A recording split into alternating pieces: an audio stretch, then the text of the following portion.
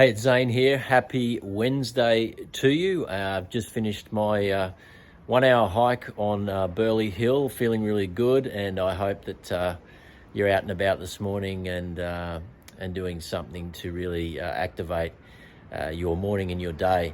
But this morning as I was hiking around Burleigh Hill, I was tuned into a video by a gentleman by the name of Thomas DeLauer, who's I've been following for quite some years, and he's got a huge YouTube following, around 3 million plus followers. But Thomas is all about really understanding different types of diets and how it impacts our physical body and our ability to be in shape and to have plenty of energy and all those kinds of things. But he does so much research, and he doesn't pigeonhole his point of view. He's very, very open-minded, and so he doesn't stick to any rigid modality without backing it with research and science. And so he's a very, very open-minded guy.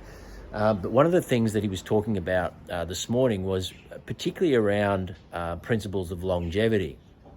And this is something that's very much of interest to me, because for some 15 years, we travelled all around the country and worked with the likes of Don and Tyler Tolman, running live health and wellness workshops. And really the centerpiece to all of that training and that education was all around longevity. Now, one of the things that Thomas really tuned into today and spoke about was what's known as the blue zones. And they are cultures of people from Okinawa, Japan, to Loma Linda, California, to Icaria, Greece, Costa Rica. And he was talking about their diets and how, there's no real consistency across all of them. And now these are the longest lived cultures on Earth. But what he really tuned into was the fact that, one thing these people all have in common, well, actually two things. Firstly is that sense of community. They have a sense of belonging. They have a sense of purpose. They're very much family orientated, multi-generational.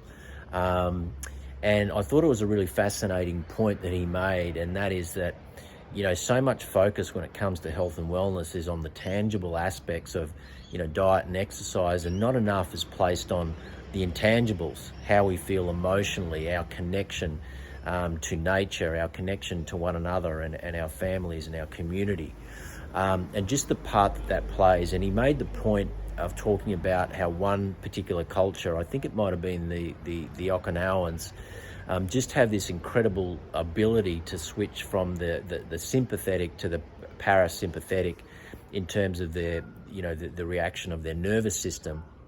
Now, of course, the sympathetic is this stressful state, this very to-do state that we typically operate in when we live in the Western world. We're always like a mouse or a hamster on the wheel. We always have to-dos, and we're always operating in a state of some form of stress. And over time, that really kicks up our cortisol levels. It activates the adrenals, and when we overwork those things, it starts to make us feel fatigued and run down, and that has just as big an impact on our overall health and wellness as anything that we do in terms of our diet and our exercise routine.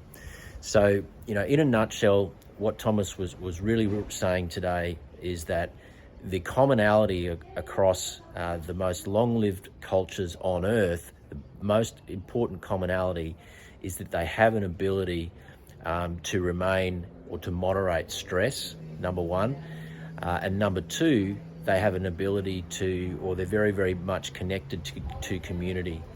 And those two things are so significant, and I think that we need to be very conscious of as we, I believe, move into some pretty challenging times ahead, where a lot of people are going to be tested financially. There's going to be a lot going on geopolitically in the world.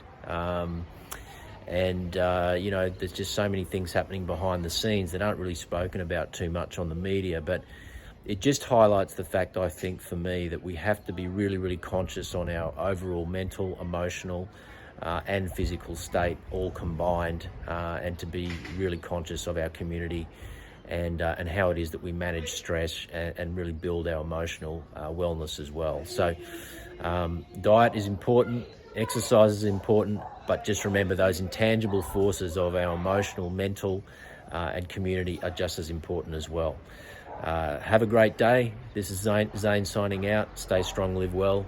Thanks for watching, and I'll see you in the next video. Bye for now.